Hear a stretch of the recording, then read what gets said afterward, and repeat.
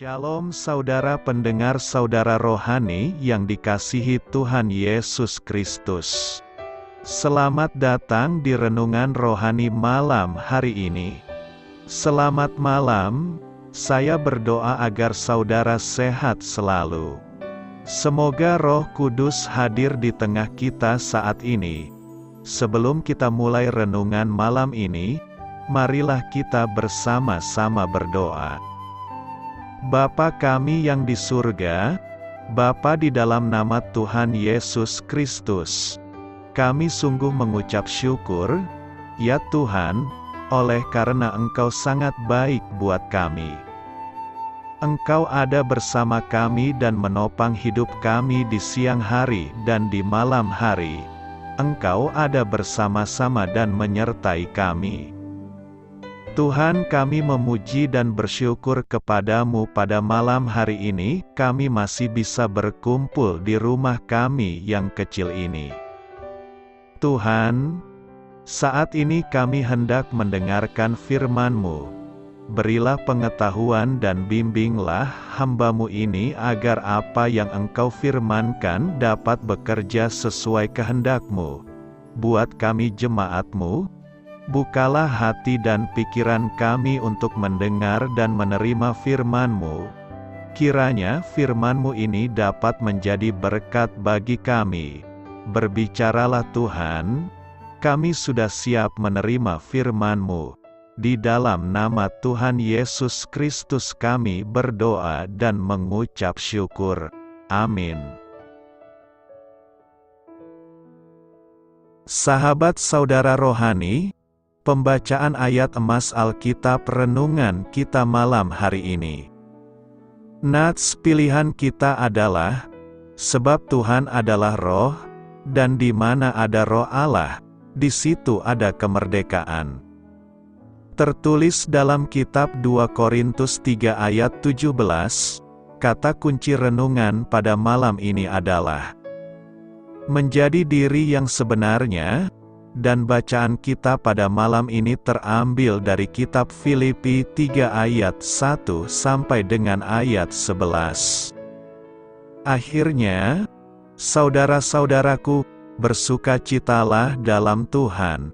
Menuliskan hal ini lagi kepadamu tidaklah berat bagiku dan memberi kepastian kepadamu.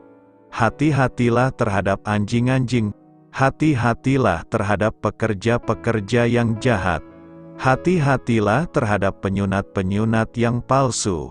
Karena kitalah orang-orang bersunat, yang beribadah oleh Roh Allah, dan bermegah dalam Kristus Yesus dan tidak menaruh percaya pada hal-hal lahiriah. Sekalipun aku juga ada alasan untuk menaruh percaya pada hal-hal lahiriah. Jika ada orang lain menyangka dapat menaruh percaya pada hal-hal lahiriah, aku lebih lagi, disunat pada hari ke-8, dari bangsa Israel, dari suku Benyamin, orang Ibrani asli, tentang pendirian terhadap hukum Taurat aku orang Farisi, tentang kegiatan aku penganiaya jemaat, tentang kebenaran dalam mentaati hukum Taurat aku tidak bercacat. Tetapi apa yang dahulu merupakan keuntungan bagiku, sekarang kuanggap rugi karena Kristus. Malahan segala sesuatu kuanggap rugi, karena pengenalan akan Kristus Yesus, Tuhanku, lebih mulia daripada semuanya. Oleh karena Dialah aku telah melepaskan semuanya itu dan menganggapnya sampah, supaya aku memperoleh Kristus, dan berada dalam Dia bukan dengan kebenaranku sendiri karena mentaati hukum Taurat, melainkan dengan kebenaran karena kepercayaan kepada Kristus, yaitu kebenaran yang Allah anugerahkan berdasarkan kepercayaan. Yang ku kehendaki ialah mengenal Dia dan kuasa kebangkitannya dan persekutuan dalam penderitaannya, di mana aku menjadi serupa dengan Dia dalam kematiannya, supaya aku akhirnya beroleh kebangkitan dari antara orang mati. Terambil dari kitab Filipi 3 ayat 1 sampai dengan ayat 11. Topik dari ayat emas renungan kita adalah, menjadi milik Kristus berarti menjadi orang kudus. Hidup seperti orang kudus berarti menjadi seperti Kristus. Mari kita mulai renungan malam kita. Untuk memulai hal baik, serahkanlah segala sesuatu hanya kepada Tuhan. Kisah inspiratif.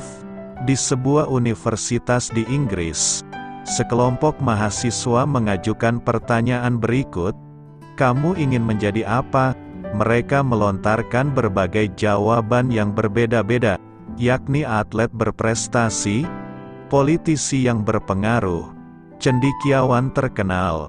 Dengan malu-malu, namun pasti, seorang mahasiswa mengatakan sesuatu sehingga timbul keheningan yang dalam.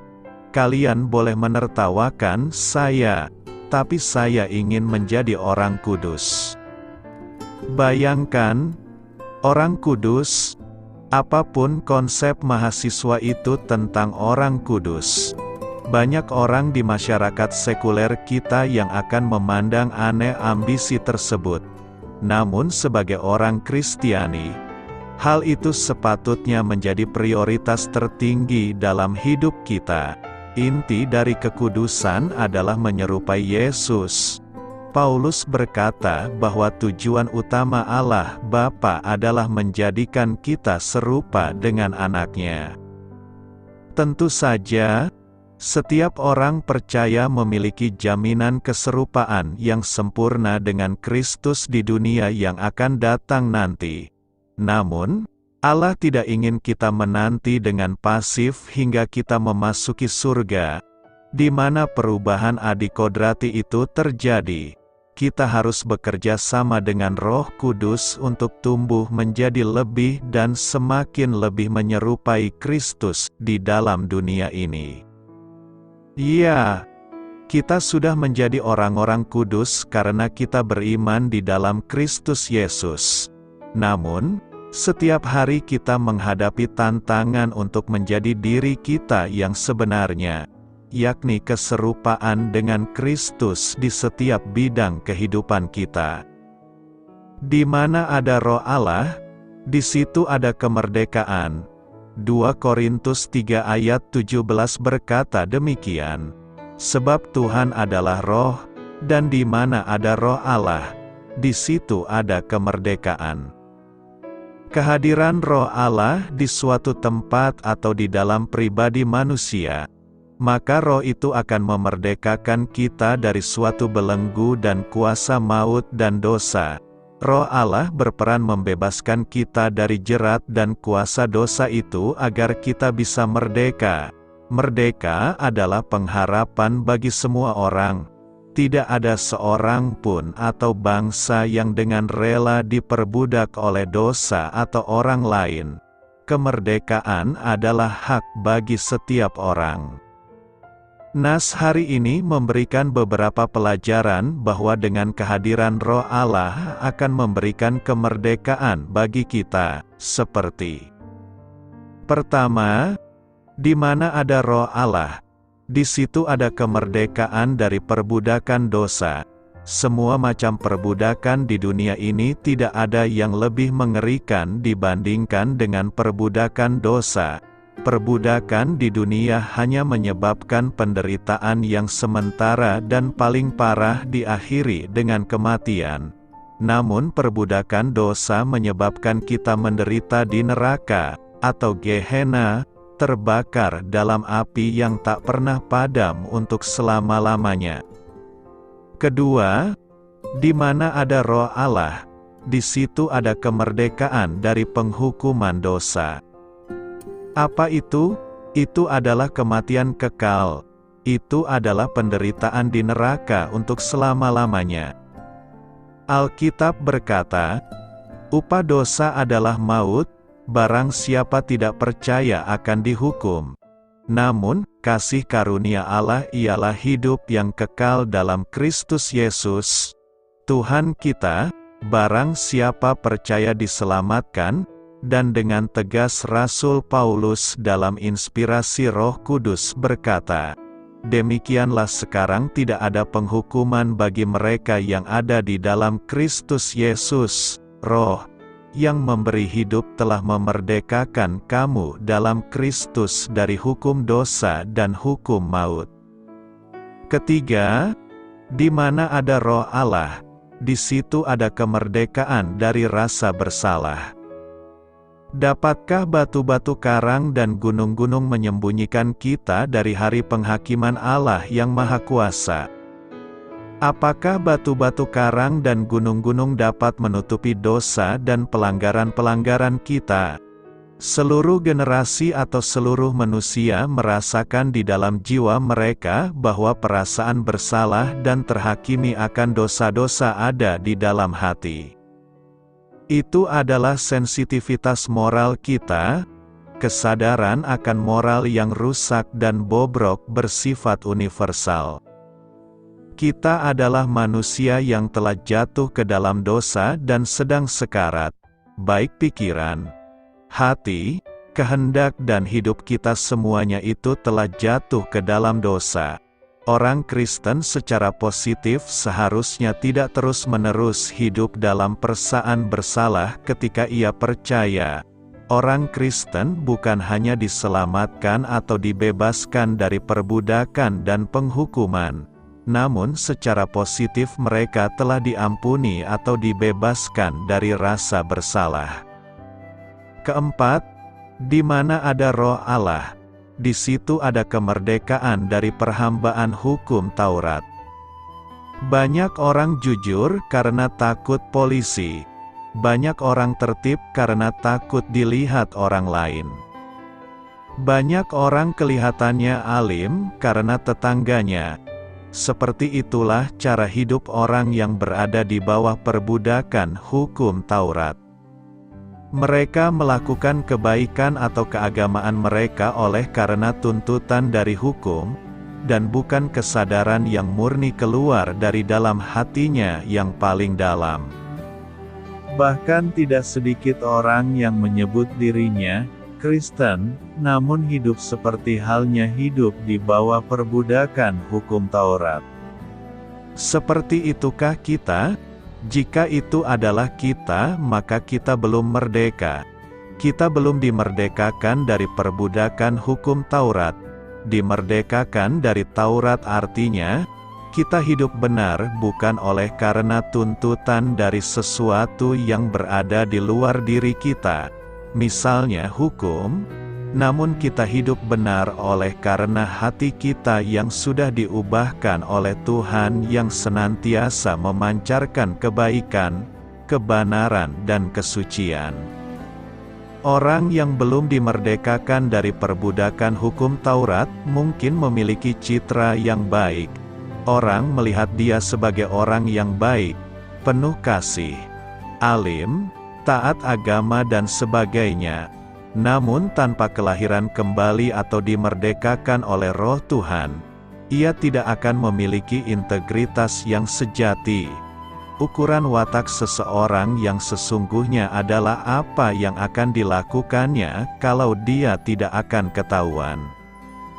Kelima, di mana ada Roh Allah, di situ ada kemerdekaan dari ketakutan akan kematian. Betapa banyaknya orang yang adalah budak dari rasa takut akan kematian. Separuh dari manusia di dunia ini takut akan kematian. Siapakah orang yang tidak takut akan kematian? Hanya orang yang telah percaya kepada Tuhan atau telah diselamatkan yang tidak takut akan kematian lagi. Orang Kristen sejati atau orang yang telah memperoleh keselamatan agung dari Tuhan melalui kelahiran kembali dan pertobatan sejati adalah orang-orang yang telah dimerdekakan dari rasa takutnya akan kematian yang menjadi sesuatu yang umum dalam insting kehidupan manusia. Karena itu, terimalah Roh Kudus dalam hati dan kehidupan kita, maka Ia akan membebaskan kita. Mengapa ada kebebasan di mana Roh Tuhan berada? Bagi banyak warga negara, kebebasan sama dihargainya dengan kehidupan itu sendiri, sehingga mendorong tokoh revolusioner Amerika, Patrick Henry, untuk menyatakan, "Beri saya kebebasan, atau berikan saya kematian." Rasul Paulus berkata, "Sekarang Tuhan adalah roh, dan di mana roh Tuhan ada, di situ ada kemerdekaan." Kemungkinan besar dia menghubungkan perkataan Yesus Kristus pada awal pelayanannya ketika dia membuka gulungan kitab Yesaya dan membaca ini.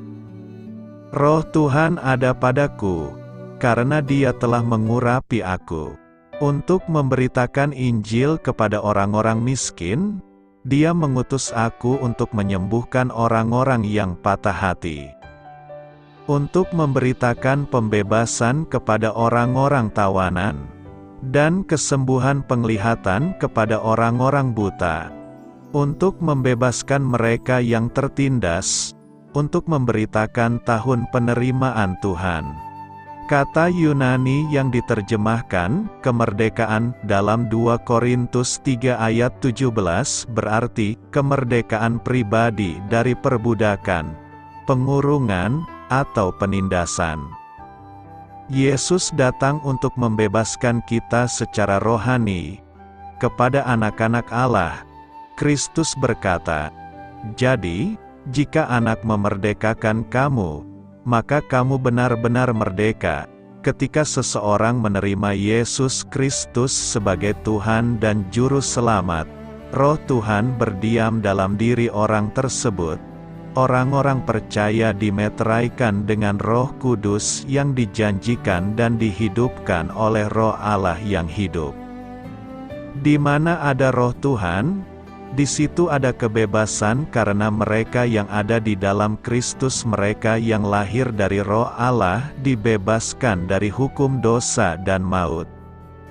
Paulus mengatakan kepada jemaat di Roma, "Dan karena kamu adalah milik Dia, maka kuasa Roh pemberi kehidupan telah memerdekakan kamu dari kuasa dosa yang membawa maut. Kami telah dibebaskan dari hukum, karena kami telah mati terhadapnya dan tidak lagi terikat pada kekuasaannya. Sekarang kita dapat melayani Tuhan, bukan dengan cara lama menaati hukum yang tertulis, tetapi dengan cara baru, yaitu hidup dalam Roh." Kebebasan dan kebebasan adalah kata-kata yang sering Paulus gunakan untuk merangkum pengalaman keselamatan di dalam Kristus. Ia mengatakan umat Kristiani tidak lagi hidup dalam perbudakan dosa. Dosa bukan lagi tuanmu, karena kamu tidak lagi hidup di bawah tuntutan hukum. Sebaliknya, kamu hidup di bawah kemerdekaan kasih karunia Allah. Paulus memperingatkan orang-orang percaya agar tidak kembali menjadi budak hukum. Demikianlah Kristus telah memerdekakan kita. Sekarang pastikan kamu tetap merdeka dan jangan lagi terikat dalam perbudakan hukum. Di dalam Yesus Kristus, orang percaya dibebaskan dari kesalahan, pengaruh, dan hukuman dosa. Yesus adalah kebenaran, dan Dia mengatakan kepada para pendengarnya yang percaya kepadanya, "Kamu akan mengetahui kebenaran, dan kebenaran itu akan memerdekakan kamu." Konsep kebebasan dalam Alkitab sangat berbeda dengan gagasan dunia tentang kebebasan. Kebebasan Kristen bukanlah kebebasan duniawi untuk melakukan apapun yang kita inginkan.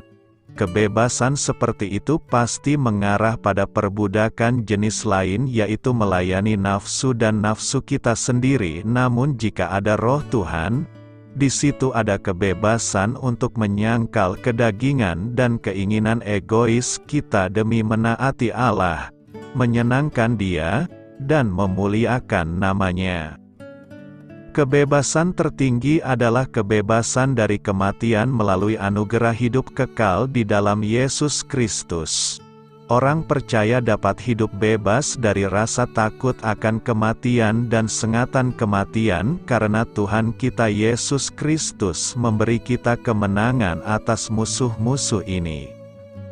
Sebelum kita menerima Roh Tuhan, kehidupan kita ditandai dengan perbudakan dosa, hukum, dan kematian. Sekarang kita hidup di dalam Kristus dan dipenuhi dengan Roh Kudus. Kita mempunyai hidup baru. Kita dibebaskan untuk melayani Tuhan dalam arti kebebasan sepenuhnya. Salah satu aspek kebebasan rohani kita yang mengubah permainan dan mengubah kehidupan adalah mengetahui bahwa dunia saat ini bukanlah rumah kita yang sebenarnya. Ada kebebasan di mana Roh Tuhan berada karena, sebagai anak-anak Allah, kita hidup dengan pengharapan akan kemuliaan di masa depan. Kita mempunyai janji Allah akan kebebasan dari kematian dan pembusukan di rumah surgawi kita yang kekal. Berlari menuju panggilan surgawi, dalam memasuki dan menjalani minggu ini kita akan dikuatkan dan diarahkan firman Tuhan dengan tema, berlari menuju panggilan surgawi. Panggilan surgawi adalah panggilan keselamatan, panggilan untuk masuk ke dalam rencana Tuhan, panggilan untuk dekat dengan Tuhan, panggilan untuk melayani Tuhan. Kita harus mengetahui, mengerti dan mengenali panggilan surgawi yang Tuhan berikan dalam hidup kita, supaya kita dapat menghargai bahwa panggilan surgawi yang kita miliki adalah karena Kristus telah mati untuk kita, Kristus yang telah mengorbankan dirinya bagi kita. Panggilan surgawi sangat penting dan berharga dalam hidup kita. Kalau orang percaya tidak berjalan dalam panggilan surgawi, maka kita akan berjalan menuju kepada panggilan dunia. Kita mengikuti semua keinginan-keinginan dunia. Firman Tuhan berkata semua orang yang mengikuti keinginan dunia akan binasa. Tetapi orang yang percaya kepada Tuhan akan hidup untuk selama-lamanya. Paulus mengejar panggilan surgawi itu sebabnya ia meninggalkan panggilan dunia yang dianggapnya sebagai sampah yang dapat membahayakan keselamatan dirinya dan orang lain. Paulus akhirnya berani meninggalkan apa yang menurutnya baik pada masa lalunya dan dia melihat ke depan sebagai sesuatu yang menguntungkan ketika dia mengejar hadiah panggilan surgawi. Dalam rangka berlari menuju panggilan surgawi, Paulus melihat masa lalunya sebagai sesuatu yang perlu diperbaiki. Ada beberapa masa lalu Paulus yang dianggapnya baik, tetapi ternyata setelah berjumpa dengan Yesus semuanya jadi tidak ada gunanya seperti.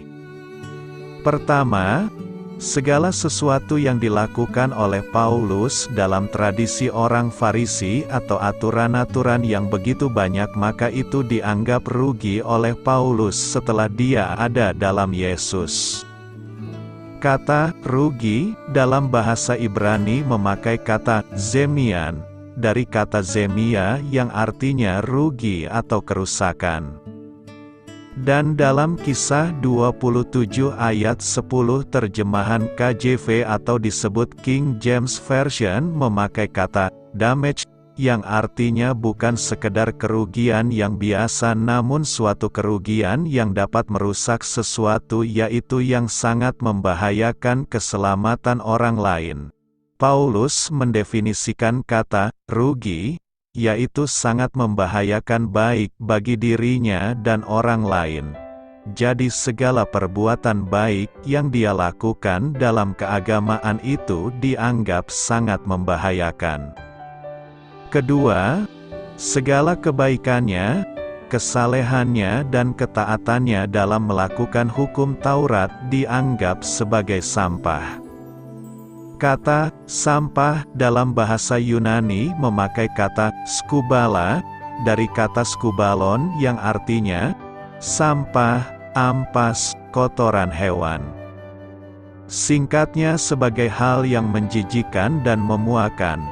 Sebagai contoh, kalau kita memecah 9 telur yang baik, namun kalau kita campur dengan telur busuk satu saja, maka itu akan merusak semua telur yang baik. Demikian juga karena manusia itu sudah jatuh dalam dosa dan hidupnya tercemar dosa, maka segala kebaikan yang dilakukan oleh manusia akan menjadi sesuatu yang memuakkan dan menjijikkan.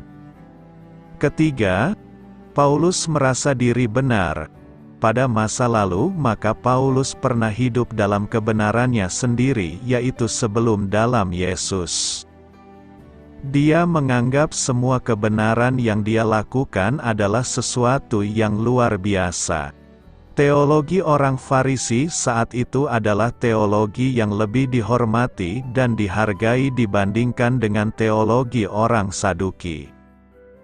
Dalam Yesus kita benar bukan karena kita melakukan hukum Taurat, tetapi karena kebenaran dalam Yesus Kristus.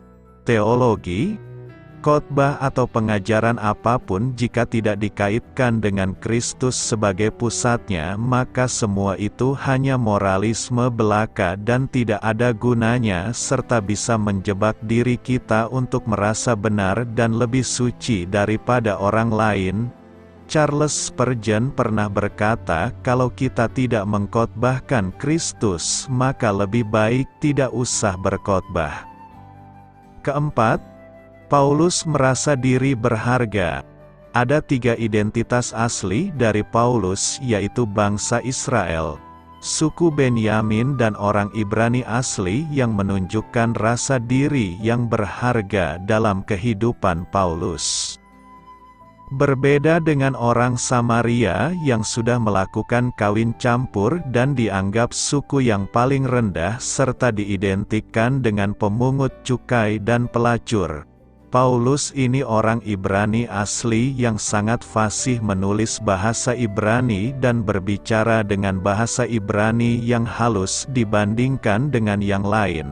Namun dalam Yesus maka Paulus melihat bahwa keberhargaannya bukan dari kesukuannya, tetapi karena dalam Yesus dia menjadi anak-anak Allah. Kelima, Paulus merasa diri hebat. Paulus tidak hanya taat dalam melakukan hukum Taurat, namun dalam semua aturan secara detail, maka Paulus menyatakan bahwa dia tidak bercacat. Di sini, Paulus merasa diri hebat di mana bisa mempengaruhi perubahan orang lain. Dalam Yesus, maka orang lain bisa berubah bukan karena kita telah menuruti semua aturan agama, tetapi karena pekerjaan Roh Kudus. Semua yang disebutkan di atas tidak ada gunanya lagi bagi Paulus setelah ia berjumpa dengan Yesus. Paulus mengalami perubahan hidup yang total. Paulus berubah dari panggilan duniawi menuju panggilan surgawi. Pertanyaannya sekarang adalah bagaimana caranya kita mengejar panggilan surgawi. Berdasarkan pengalaman Paulus, ada beberapa cara kita untuk bisa meraih panggilan surgawi itu, yakni: pertama, kita harus terus berjuang menuju kesempurnaan. Kerendahan hati Paulus nyata dari kesadarannya bahwa ia masih terus-menerus memerlukan pertolongan, penghiburan, dan anugerah Kristus dalam menjalankan kehidupan atau tugas-tugas pelayanannya. Paulus mengakui ketaksempurnaannya, tapi ia sangat ingin disempurnakan. Ia mengejarnya, berjuang, bekerja keras untuk meraihnya, tetapi bukan atas jasa-jasa atau kebenarannya, melainkan oleh jasa dan kebenaran Kristus. Oleh anugerahnya, Paulus mau memperoleh lebih banyak anugerah, lebih banyak bekerja atau melayani tanpa merasa puas dengan apa yang telah dilakukannya. Mereka yang telah menerima anugerah sejati akan berkeinginan untuk memperoleh anugerah lebih banyak lagi dan sangat berhasrat untuk menikmatinya secara sempurna. Aku telah ditangkap oleh Kristus. Kita ditangkap oleh Kristus agar dapat menangkap kebahagiaan sempurna yang ditawarkannya. Kedua, kita terus fokus pada masa depan di dalam Kristus. Hidup kita tidak harus selalu menoleh ke belakang, tetapi kita harus terfokus ke masa depan. Yang perlu diperhatikan dan dipedulikan adalah mengarahkan diri ke depan. Kita melupakan atau mengabaikan segala sesuatu yang di belakang, termasuk kebanggaan pada masa lalu. Mungkin juga kegagalan-kegagalan dalam mentaati kehendak Tuhan. Kita harus mengarahkan diri pada apa yang di hadapan kita. Melangkah pasti, mewujudkan visi, menjangkau masa depan di dalam Kristus. Ketiga, kita terus bergerak maju meraih hadiah surgawi. Berlari-lari takkan pernah berhenti. Bergerak maju secepat yang kita bisa lakukan, menuju sasaran yang telah ditetapkannya. Panggilan Kristiani adalah panggilan yang sangat tinggi. Datangnya dari surga, arahnya menuju surga. Untuk memperoleh hadiah, mengejar, menguber, memburu. Sekali lagi, bukan oleh kekuatan manusiawi, tetapi oleh Roh, oleh anugerah. Anugerah keselamatan menggerakkan kita untuk bekerja keras. Kita bekerja keras, bergulat, bertempur, bertarung demi hadiah, yaitu surga, kebahagiaan sempurna, yang telah kita miliki dalam pengharapan. Arah yang tepat menentukan kesiapan dan kecepatan untuk mencapainya. Kemana arah hidup kita? Panggilan surgawi atau memuaskan kehidupan duniawi? Renungan, Paulus berlari-lari untuk tujuan ini, yaitu ketika dia menganggap masa lalunya sebagai sesuatu yang memuakkan, maka dia tidak mau berdiam diri namun mengejar panggilan sorgawi itu. Ada 5 hadiah, yaitu panggilan sorgawi yang adalah suatu kehormatan yang dikejar oleh Paulus dan perlu kita kejar juga. 5 hadiah atau panggilan itu adalah: mahkota abadi diperoleh dengan menjadi teladan rohani atau saksi Kristus. Mahkota kemuliaan diperoleh dengan menjadi gembala. Mahkota sukacita diperoleh dengan memenangkan jiwa-jiwa bagi Kristus. Mahkota kehidupan diperoleh karena setia kepada Yesus walaupun mengalami penderitaan. Mahkota kebenaran diperoleh karena merindukan kedatangan Yesus yang kedua kali. Hadiah itulah yang dikejar Paulus. Sekalipun hadiah mahkota itu diberi oleh Kristus, maka kelak Paulus dan kita semua di hadapan Kristus, Sang Raja, semua mahkota itu akan diletakkan di bawah Kristus, untuk memuliakan dan menghormati Dia. Sayangnya, banyak orang percaya sudah mulai meredup untuk mengejarnya. Paulus menasihati kita untuk terus bekerja sama dalam hal-hal besar yang telah kita setujui dan bertumbuh menjadi semakin dewasa. Terus saling berbagi, saling menolong, dalam mempelajari firman Tuhan. Karena itu, mari terus berjuang menuju kesempurnaan pengertian dan perbuatan iman kita. Mari fokus pada masa depan kita di dalam Kristus. Mari bergerak maju meraih hadiah surgawi. Mari bertumbuh dalam pengertian-pengertian baru yang lebih baik. Selamat beristirahat malam dalam kasih setia Tuhan. Doa saya menyertai saudara sekalian. Mari bertumbuh dalam iman bersama saudara rohani. Saya memberkati Anda agar sewaktu Anda mencarinya dari Dia, Bapa Surgawi Anda akan memberikan bagi Anda roti harian Anda, dalam nama Yesus Kristus.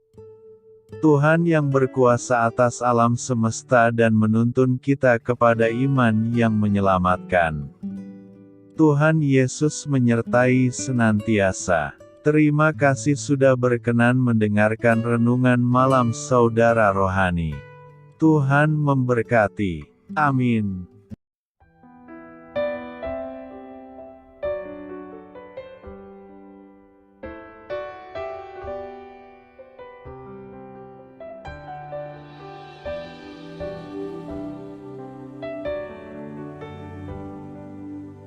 Marilah kita renungkan, sahabat saudara rohani, demikianlah renungan firman Tuhan malam hari ini. Semoga menjadi berkat di dalam hidup kita dan menjadikan kita pribadi yang lebih baik. Sebelum kita beristirahat pada malam hari ini, marilah kita berdoa. Bapa kami yang di surga, Bapa di dalam nama Tuhan Yesus Kristus, kami sungguh mengucap syukur, ya Tuhan, oleh karena Engkau sangat baik buat kami. Engkau ada bersama kami dan menopang hidup kami di siang hari dan di malam hari. Engkau ada bersama-sama dan menyertai kami, ya Tuhan Yesus. Kami mengucap syukur untuk firman-Mu, ya Tuhan, yang memberikan kami kekuatan dan menyadarkan kami bahwa kami tidak perlu takut dengan gelap dan malam. Sebab Tuhan, Engkau ada bersama kami. Engkau melindungi kami dan menjadi perisai bagi kami hamba-Mu berdoa saat ini. Tuhan, untuk setiap pendengar renungan ini yang mengalami ketakutan, kecemasan, kegelisahan, pada situasi gelap dan malam hari di dalam nama Tuhan Yesus Kristus. Kuasa Tuhan melepaskan mereka dari segala ikatan roh-roh ketakutan yang mengikat mereka saat ini. Tuhan melepaskan setiap anak-anak-Mu dari segala rasa takut dan kecemasan. Di dalam nama Tuhan Yesus segala kuasa-kuasa roh jahat, kuasa setan iblis yang mengganggu anak-anak-Mu, ya Tuhan, tolong hancurkan dan halaukan dengan kuasa-Mu. Dalam nama Tuhan Yesus Kristus, berkati setiap kami anak-anak-Mu, ya Tuhan, dan lindungilah kami aman di dalam Engkau. Ya Tuhan, penuhilah setiap hati kami dengan keberanian, damai sejahtera, dan sukacita serta ketenangan yang dari Tuhan. Berkati kami di malam hari ini, saat kami tidur dan beristirahat. Kuasa-Mu, ya Tuhan, menaungi setiap kami, memberkati dan melindungi kami. Bangunkanlah kami kembali besok pagi dengan kekuatan yang baru, tubuh yang sehat diberkati Tuhan, dan berkat-berkat yang baru Tuhan sediakan bagi kami. Terima kasih, ya Tuhan, kami sungguh mengucap syukur untuk firman-Mu yang menguatkan kami. Dalam nama Tuhan Yesus Kristus Juru Selamat kami, Bapa kami yang baik, kami mengucap syukur dan berdoa haleluya. Amin. Biarlah firman Tuhan menjadi pengingat untuk kita semua, bahwa tuntunan dari Roh Kudus akan selalu memberi jalan keluar bagi setiap permasalahan hidup kita, dan memberi kedamaian di hati kita. Amin. Sampai jumpa di renungan malam saudara rohani berikutnya.